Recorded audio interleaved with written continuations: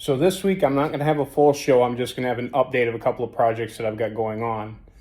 Part of any project is the plan. What are you going to do? How are you going to do it? What do you want the end result to be? And the hardest part for me is sticking to that plan. Things change, plans change, times change, budget changes. The best that you can stick to your original plan, though, the more efficient everything's going to be. With that being said, so this was the original plan for my 1955 wagon build. This is a 351 Windsor.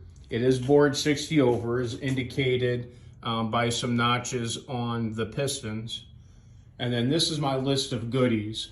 Some AFR 195 heads. I've got an electronic distributor, an entire wiring harness, a small comp cams lift, Edelbrock RPM air gap intake. I've got a new carburetor. That was my whole list of goodies to go on this engine.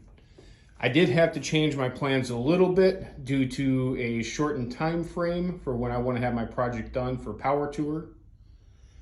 So I'm going to be looking at this guy as well. This is also a 351 Windsor. This is a complete motor, including front dress. It is a 2-barrel motor, and it's got all the emissions provisions for the generation that it was built for. So my next couple of videos are going to be showcasing doing a mild hop-up of a factory engine.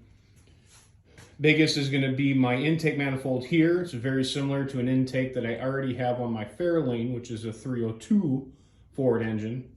And I will put that Edelbrock 4-barrel on there. I will probably still use the ignition module that I've got, the new distributor. So about half those parts will go on here.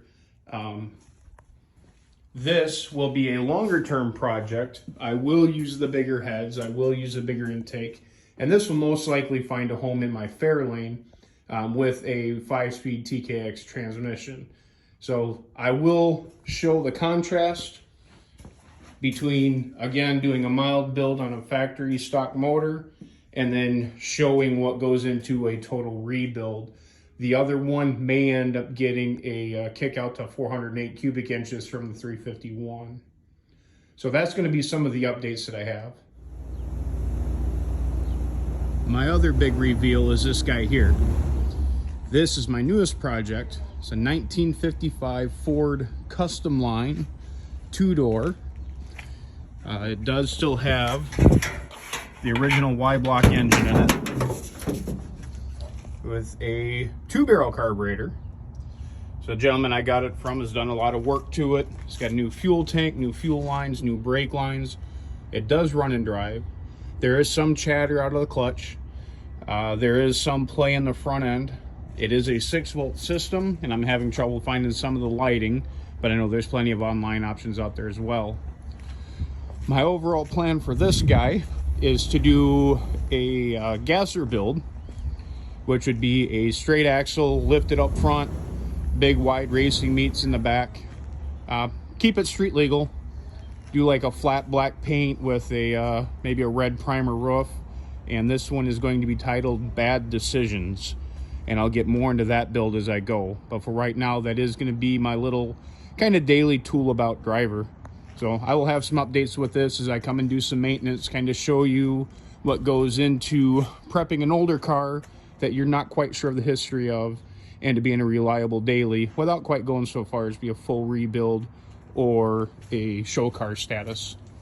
So again, my next couple of videos will be more mini updates and it will be full videos.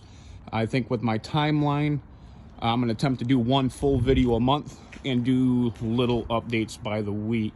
If there's any questions, any comments, any suggestions, feel free to put them into the comments and I will answer what I can. Thanks.